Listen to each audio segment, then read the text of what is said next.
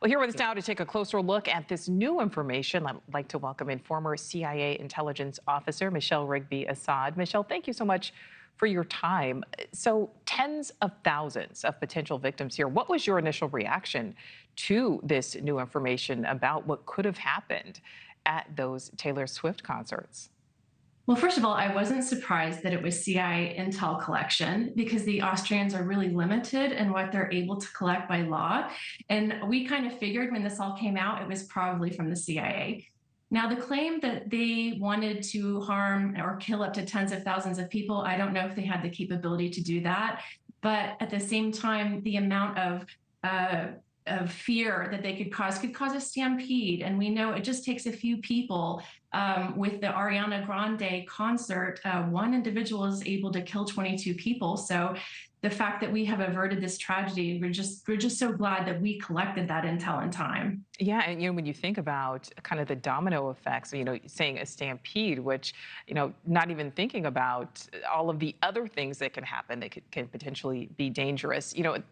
Michele, there are so many things always happening behind the scenes, but what goes into making sure huge venues, huge events like, these Taylor Swift concerts where there are 30,000 people outside of the actual arena, how do authorities make sure that they go off, without a hitch when it comes to security? It requires everyone working together, everybody at the venue, all the intel organizations working together. Intelligence sharing is the bread and butter of intelligence counterterrorism operations. But what makes this really challenging is that once you have told the world what was being planned, since only a few people had access to that information, you now might not be able to exploit that collection capability in the future. So you have a duty to warn, and you're collecting the intel in order to thwart an attack, but you might have just closed up your capability to collect via wherever we got that information. Absolutely. From your perspective, what is the hardest part, the hardest aspect of securing an event like this?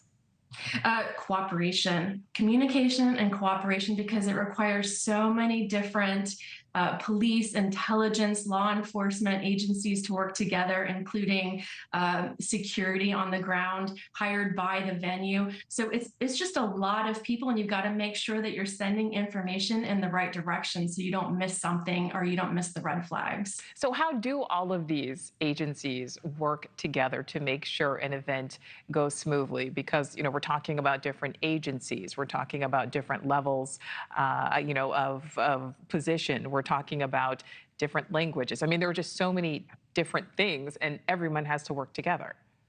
Well, you want to practice before an event occurs. You want to make sure that the lines of communication are very, very clear. And I think this is more important than ever right now because terrorist organizations like to take advantage of chaos and instability. And as in the US, with the elections coming up, that's exactly the kind of situation terrorists want to exploit because our focus is taken by politics and away from security. So we have to really maintain that focus in the run up to US elections. Absolutely. Michele, my last question for you, this type of thing, especially as we learn more information, we know it was stopped. It was stopped successfully. The intelligence worked, authorities did what they were supposed to do, but it can certainly make people afraid to go to large events, afraid to go out, have fun. What is your advice?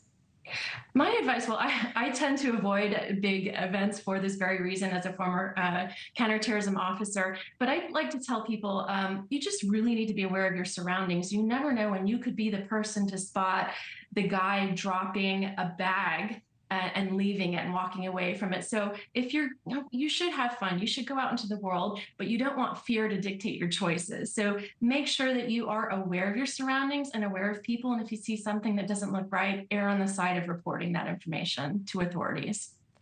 Thanks for watching. Go to joinnn.com to find News Nation on your screen. And don't forget to click the red subscribe button below to get more of News Nation's fact-driven, unbiased coverage.